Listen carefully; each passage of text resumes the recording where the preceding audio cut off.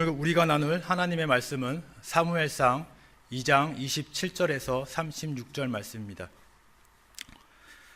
사무엘상 2장 27절에서 36절 한 절씩 읽도록 하겠습니다. 하나님의 사람이 엘리에게 와서 그에게 이르되 여호와의 말씀에 너희 조상의 집이 애굽에서 바로의 집에 속하였을 때 내가 그들에게 나타나지 아니하였느냐?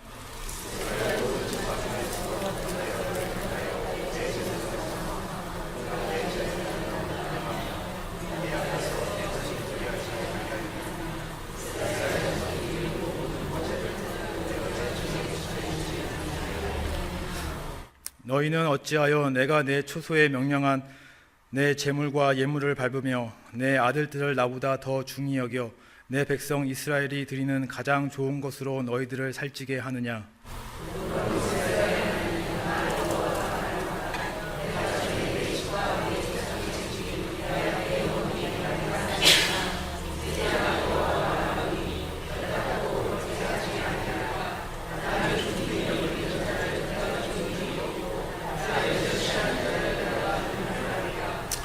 보라, 내가 내 팔과 내 조상의 집 팔을 끊어 내 집에 노인이 하나도 없게 하는 날이 이를지라.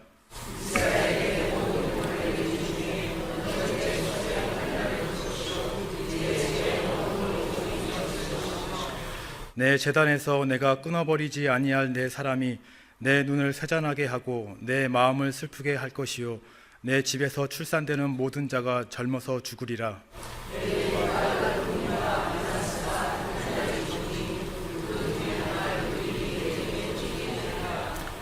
내가 나를 위하여 충실한 제사장을 일으키리니 그 사람은 내 마음 내 뜻대로 행할 것이라.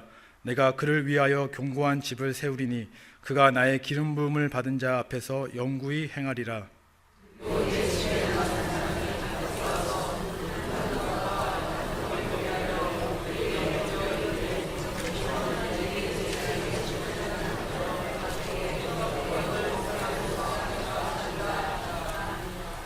아멘.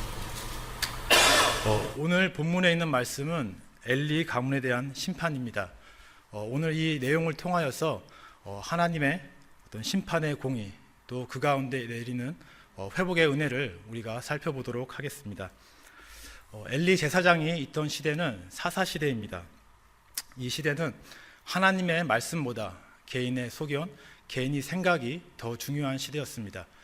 많은 사람들은 하나님의 말씀을 무시하고 자기가 원하는 대로, 자기가 생각하는 방향대로 하나님을 섬기며 신앙생활을 그렇게 해왔습니다.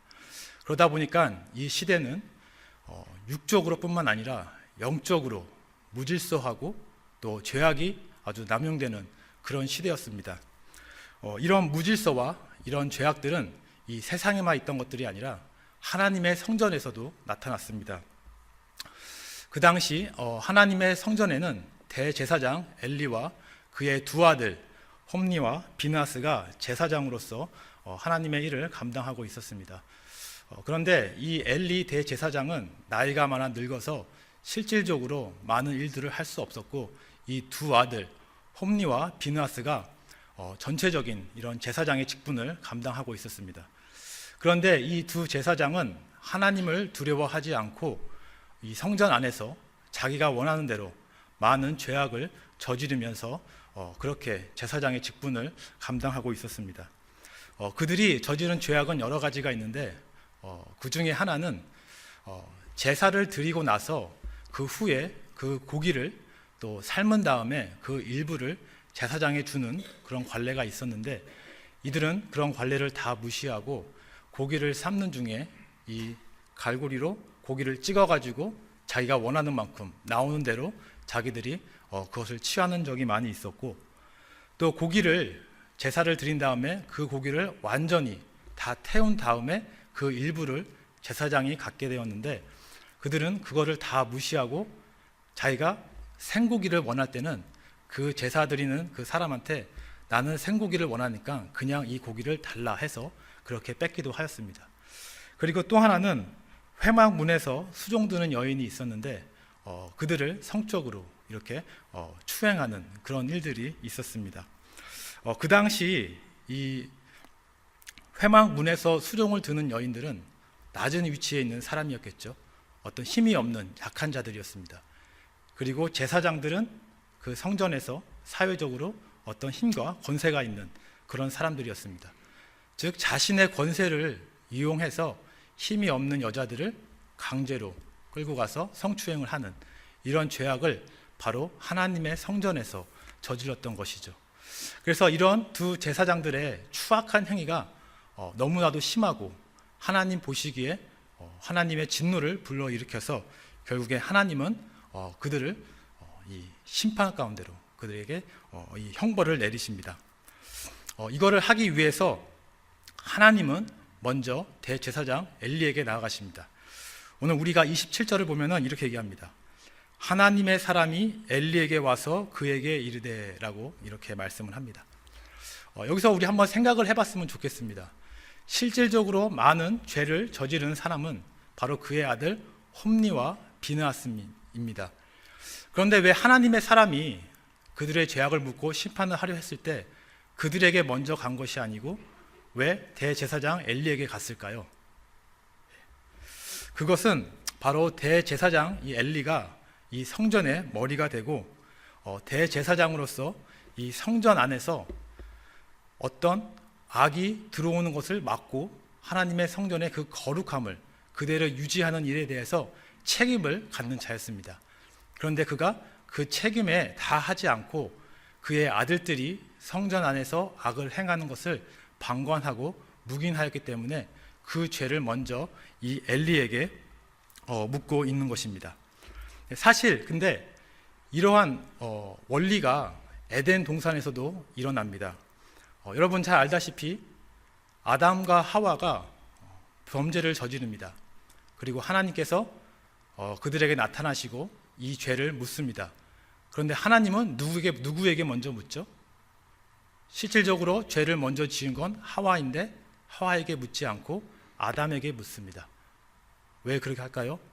바로 아담이 그 에덴 동산을 지키는 제사장의 직분을 감당해야 했기 때문인 것이죠.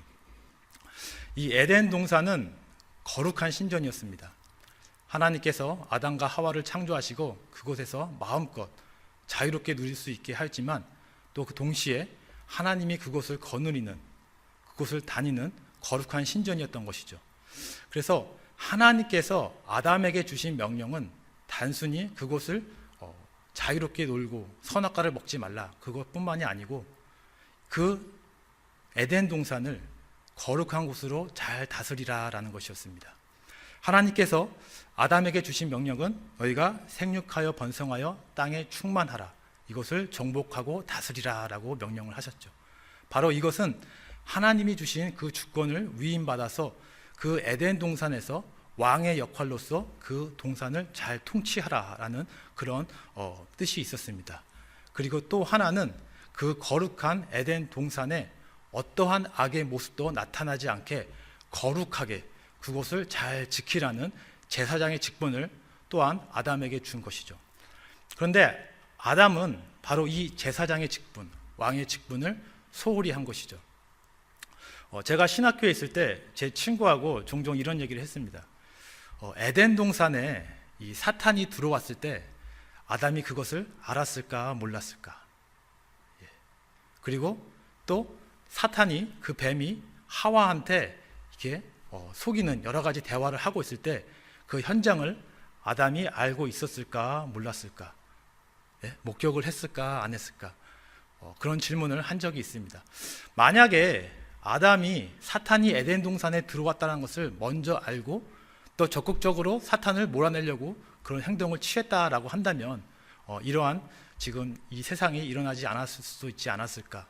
그리고 그것을 못했다 하더라도 뱀이 하와를 유혹할 때 먼저 가서 적극적으로 싸워서 처리를 해버렸으면 또 이런 일이 일어나지 않았을까라는 그런 생각을 하는데, 바로 이 아담은 그 현장을 알았는지는 모르지만은 적어도 나중에 그것을 알았을 때 적극적으로 그 사탄과 죄악을 저지른 하와를 몰아내고 죄에 대해서 벌을 내리려고 한 것이 아니라 오히려 하와가 주는 사과를 받아 먹고 사탄의 유혹대로 동조하고 제사장의 그 임무를 방관한 그런 죄를 저지른 것이죠.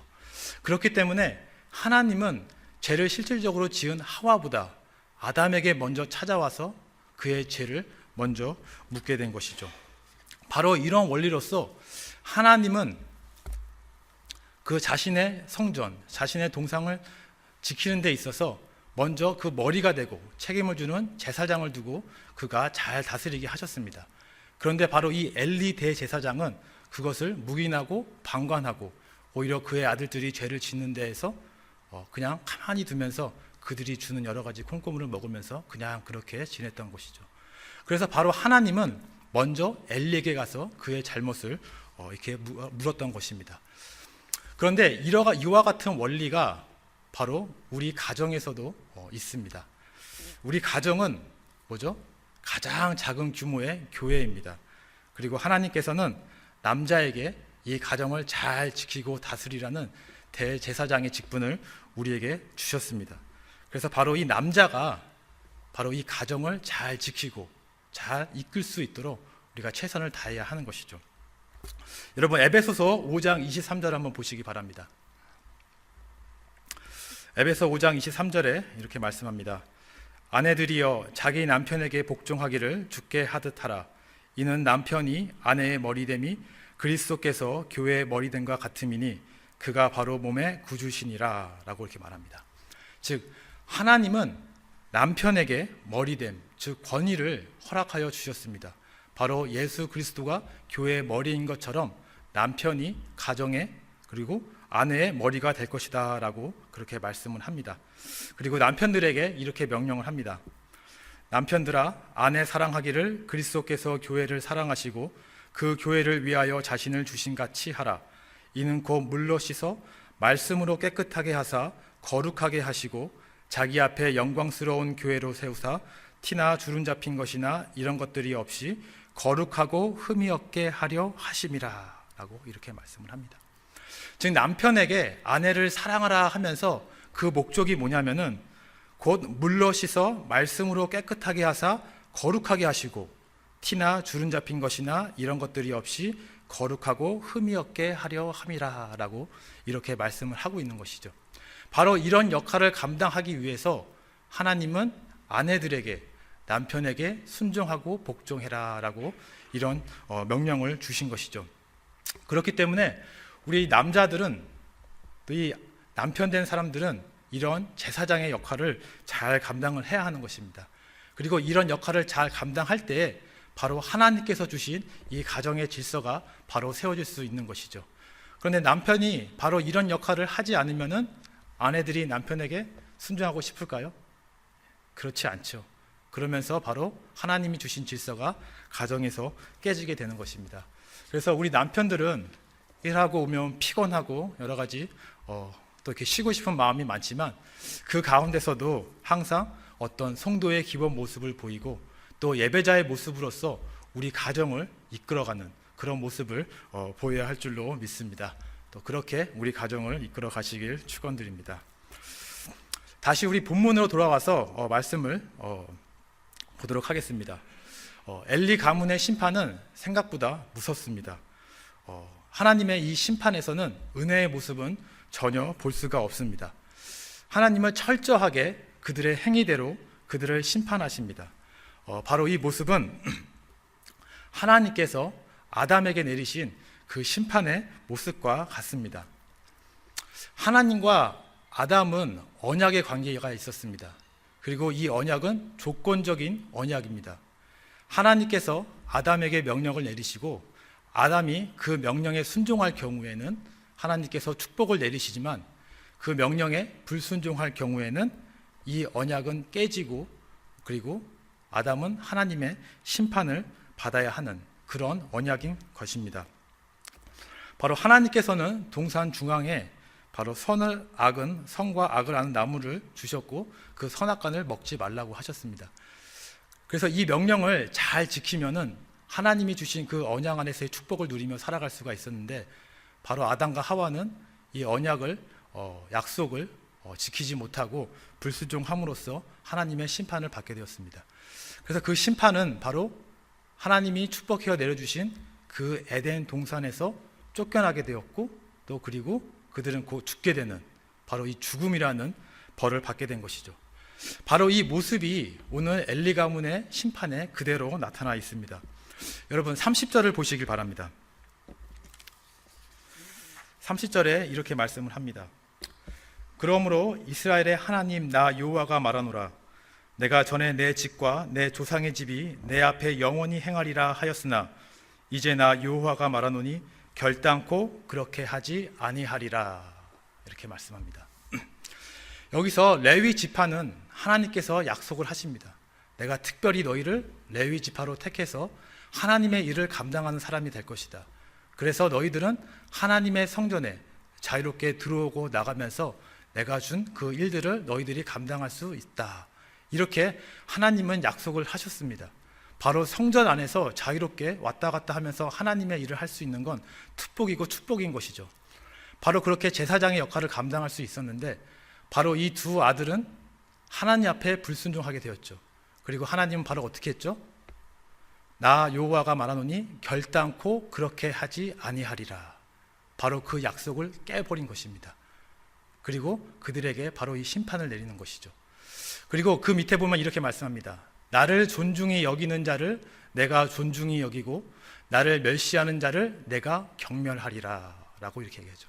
바로 아담에게 내린 그 언약의 성격이 그대로 나타나 있는 것입니다. 내 말씀에 순종하고 명령을 따르면은 내가 너희를 축복하고 나에게 불순종하는 너희들은 내가 형벌할 것이다. 바로 이 언약의 원리가 그대로 여기에 나타나 있는 것이죠. 바로 하나님은 이 두 제사장들을 그들의 행위대로 엄하게 심판하시는 것입니다. 여러분 31절을 보시길 바랍니다. 31절에 이렇게 말씀합니다. 내가 내 팔과 내 조상의 팔을 끊어 내 집에 노인이 하나도 없게 하는 날이 이를지라 라고 말합니다. 여기는 그냥 내가 내 팔과 라고 하는데 이 팔을 영어로는 strength라고 이렇게 얘기합니다. 즉 이 말은 바로 사람의 그 strength, 강함을 끊어버려서 약하게 하여서 내 집에 노인이 하나도 없게 할 것이다 라는 것이죠. 모두 다 젊어서 죽게 할 것이다 라는 것입니다. 그래서 33절 하반절을 보면 이렇게 얘기합니다. 내 집에서 출산되는 모든 자가 젊어서 죽으리라. 그죠? 바로 하나님께서 이 엘리 가문에 내린 이 형벌은 행위 언약대로 그들의 행위대로 심판하시고 그 대가는 바로 죽음이라는 것입니다. 바로 하나님께서 아담에게 내린 형벌 그대로 이 엘리 가문을 엄하게 다스리고 심판하고 계시는 것입니다. 바로 이러한 심판이, 바로 이러한 언약의 심판이 바로 이 세상에도 그대로 적용이 되고 있습니다. 아담의 죄로 그 죄가 이 세상에 들어온 다음에 이 세상은 죄로 억눌러져 있습니다. 근데 바로 이러한 세상을 하나님께서는 아담에게 내리신 그 언약의 심판으로 그대로 심판하시겠다라고 말씀을 하셨습니다. 너희의 행위대로, 너희의 죄의 모습대로 그대로 내가 이 세상을 심판할 것이다 라고 그렇게 말씀을 하셨습니다. 요즘 우리가 우리 주변을 보면은 바로 이 죄악된 세상이라는 것을 너무나 쉽게 볼 수가 있습니다. 여러분 미국에서는 최근에 일어난 일들이 유명한 연예인들이 서로 모여서 자기 아이들을 좋은 대학 보내기 위해서 뒤에서 학교를 찾아가 뇌물을 주고 그런 일들이 있었죠. 또 그리고 한국에서는 또 연예인들이 여러 가지 성적인 여러 가지 범죄를 저지르면서 이렇게 여러 가지 이슈가 되고 있습니다. 우리 주변을 보면은 여러 가지 죄의 모습을 너무나 쉽게 볼 수가 있습니다. 가끔 어르신들은 그런 얘기를 합니다. 옛날에는 안 그랬는데 점점 세상이 갈수록 악해지고 험해진다라고 그럽니다. 그런데 과연 그러면 과거에는 조금 좋았고 지금은 더 나쁜 것일까요? 그렇지 않죠. 우리가 성경에만 봐도 알 수가 있습니다. 롯이 살고 있던 그 소돔 지역, 그곳은 이미 과거에 동성간의 성관계를 하고 근친상간도 하는 그런 일들을 우리는 성경에서 볼 수가 있습니다.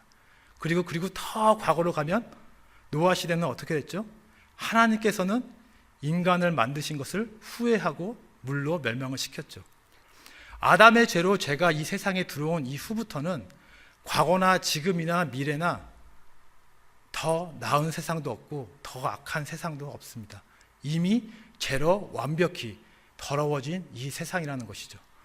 바로 전도서에서도 해 아래 새 것이 없다라고 하는데, 바로 이 죄의 모습도 해 아래에서는 새 것이 없이 모든 것이 다 그대로 악한 모습 그 자체라는 것이죠. 그래서 사도 바울은 이렇게 얘기합니다. 로마서 3장 10절 18절, 의인은 하나도 없나니 하나도 없으며 깨닫는 자도 없고 하나님을 찾는 자도 없고 다 치우쳐 함께 무익하게 되고 선을 행하는 자가 없나니 하나도 없도다. 그들의 목구멍은 열린 무덤이요 그 혀로는 속임을 일삼으며 그 입술에는 독사의 독이 있고 그 입에는 저주와 악독이 가득하고 그 발은 피 흘리는 데 빠른지라. 파멸과 고생이 그 길에 있어 평강의 길을 알지 못하였고 그들의 눈앞에 하나님을 두려워함이 없느니라 함과 같으니라 라고 말씀합니다. 바로 이것이 이 세상의 모습인 것입니다. 누구도 하나님을 두려워하지 않고 또 의인도 없고 깨닫는 자도 없고 그 입에서는 악한 말과 시기와 분노가 끊임없이 나오는 바로 이 세상입니다. 바로 이러한 이 세상을 하나님은 은혜로이 넘어가는 게 아니라 그 행위대로 심판하시겠다라는 것입니다. 바로 엘리 가문이 그들의 행위대로 하나님께서 그대로 심판하시고 그들을 모두 죽게 하신 것처럼 바로 이 세상을 그렇게 심판하시고 모든 죄인들을 바로 죽음으로 가게 하시겠다, 이렇게 심판하시겠다라고 말씀을 하신 것입니다. 바로 이러한 절망 속에 있는데 하나님은 이러한 절망 속에서도 회복의 은혜를 베푸십니다. 여러분 35절을 보시길 바랍니다. 오늘 본문 35절, 내가 나를 위하여 충실한 제사장을 일으키리니 그 사람은 내 마음 내 뜻대로 행할 것이라. 내가 그를 위하여 견고한 집을 세우리니 그가 나의 기름 부음을 받은 자 앞에서 영구히 행하리라 라고 말씀을 합니다. 하나님께서는 엘리 가문의 제사장들을 모두 죽이십니다. 모두 더 이상 제사장의 직분을 감당할 수 없게 하십니다. 하지만 그것으로 끝난 것이 아니라 새로운 충실한 제사장을 일으키시겠다라고 이렇게 약속을 하십니다. 여러분 여러 가지 주석을 보면은 이 신학자들은 이 충실한 제사장을 사독 제사장이라고 합니다. 이 사독 제사장은 엘리 가문의 사람이 아니고 아론의 손자 엘르아살의 이 자손입니다. 바로 이 엘르아살의 자손이고, 바로 이 사독 제사장은 다윗의 말기 그리고 솔로몬 시대에 이 두 왕권을 그대로 잘 이어가게 하는데 크게 기여한 사람입니다. 솔로몬이 왕위를 얻게 되었을 때 그 솔로몬의 형 아도니아가 왕권을 차지하기 위해서 또 다른 제사장 아비아달과 함께 모여서 이 왕권을 뺏으려고 합니다.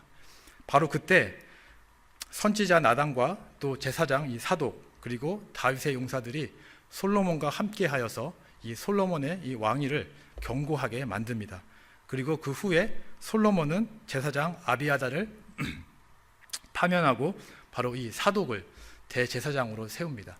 바로 이렇게 하여서 이 다윗의 자손이 그들의 왕위를 쭉 이어가는데 큰 공헌을 하고 있죠. 그래서 이 신학자들은 이 충실한 제사장을 바로 이 사독 제사장이다라고 이렇게 해석을 합니다.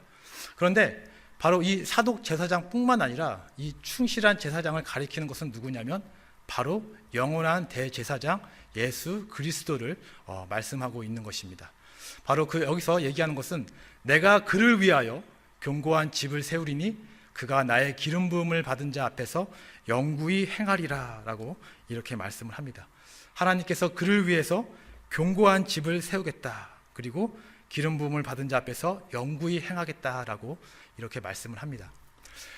사무엘하 7장을 보면은 다윗의 자손을 대해서 이 메시아를 예언하는 그런 말씀이 있는데, 거기서도 이 다윗의 자손 메시아가 하나님의 집을 건축하고 그 왕위를 견고하게 하겠다라고 이렇게 말씀을 하시는데, 여기서도 바로 견고한 집을 세우겠다, 그리고 기름 부음 받은 자를 영구히 행하겠다라는 것이 일맥상통하고 있는 것이죠. 그래서 바로 이 예수 그리스도가 우리의 영원한 대제사장이 되어서 아담이 바로 이 제사장의 직무를 감당하지 못하고 심판을 받았고, 엘리 제사장도 그의 직분을 충실히 행하지 않아서 심판을 받았지만 예수 그리스도가 대제사장이 되어서 바로 하나님의 집을 영원히 견고하게 세우겠다라고 이런 예언의 약속의 말씀을 하고 있는 것이죠.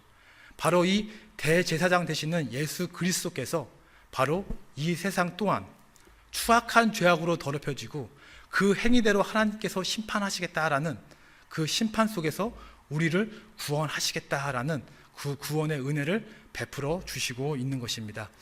우리는 죽을 수밖에 없는 영혼입니다. 죄악으로 심판에 갈 수밖에 없는 영혼이지만 바로 우리가 그 예수 그리스도를 바라보고 의지할 때 바로 우리는 예수 그리스도 안에서 죄로부터 자유함을 얻을 수가 있는 것이죠. 예수 그리스도께서 이 세상에 오셔서 온전한 순종함으로써 하나님의 축복을 받고 의로움 자라라고 칭함을 받았는데 바로 그 의로움의 축복을 바로 우리가 예수 그리스도 안에 있을 때 우리가 동일하게 의로운 자로서 축복을 얻을 수가 있는 것이죠. 그래서 비록 우리는 이 세상에서 추악한 죄로 형벌받을 수 없지만 바로 그리스도 안에 있을 때 우리가 온전한 회복을 경험하게 되고 온전한 하나님의 자녀로서 백성으로서 우리가 하나님과 함께 할 수 있는 그런 축복을 다시 누릴 수 있게 되는 것이죠.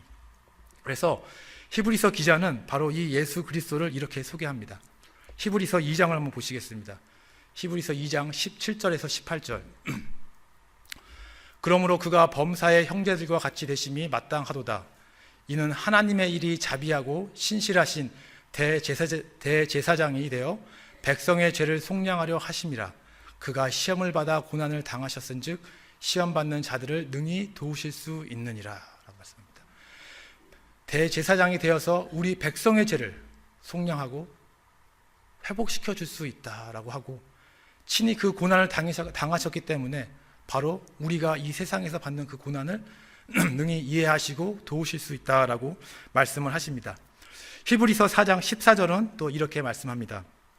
그러므로 우리에게 큰 대제사장이 계시니 승천하시니 곧 하나님의 아들 예수시라. 우리가 믿는 도리를 굳게 잡을지어다. 우리에게 있는 대제사장은 우리의 연약함을 동정하지 못하시리가 아니요 모든 일에 우리와 똑같이 시험을 받으시니로되 죄는 없으시니라. 그러므로 우리는 궁휼하심을 받고 때를 따라 돕는 은혜를 얻기 위하여 은혜의 보좌 앞에 담대히 나아갈 것이라 라고 이렇게 말씀을 합니다.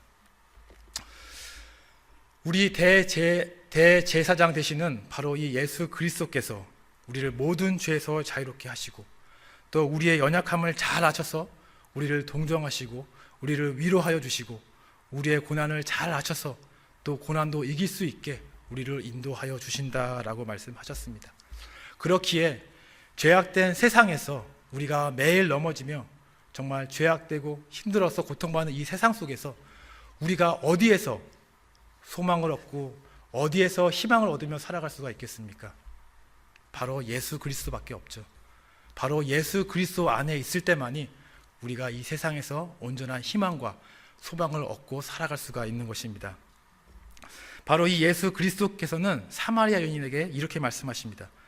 내가 주는 물을 마시는 자는 영원히 목마르지 아니하리니 라고 말씀합니다. 이 세상을 살아가면서 우리 이 마음 안에 영적인 갈급함으로 가득 찰 때 바로 예수 그리스도께서는 이 갈급함을 온전히 해결해 주실 수 있다라고 말씀을 하고 계시는 것이죠. 또 수고하고 무거운 짐진 자들아 다 내게로 오라 내가 너로 쉬게 하리라 라고 말씀하십니다. 세상을 살아가면서 영적으로 지치고 힘들 때 우리에게 영적인 안식을 줄 수 있는 분 바로 예수 그리스도시라는 것입니다. 여러분, 이 썩어져가는 세상 속에서 무엇을 바라보고 사십니까? 어디에서 희망을 얻고 소망을 얻으며 살아가십니까? 바로 예수 그리스도만이 우리의 소망이 될 수 있고 희망이 될 수 있습니다. 다른 곳에서 소망을 찾지 마시고 예수 그리스도를 바라보면서 온전한 소망과 회복의 은혜를 경험하시기를 주님의 이름으로 축원드립니다.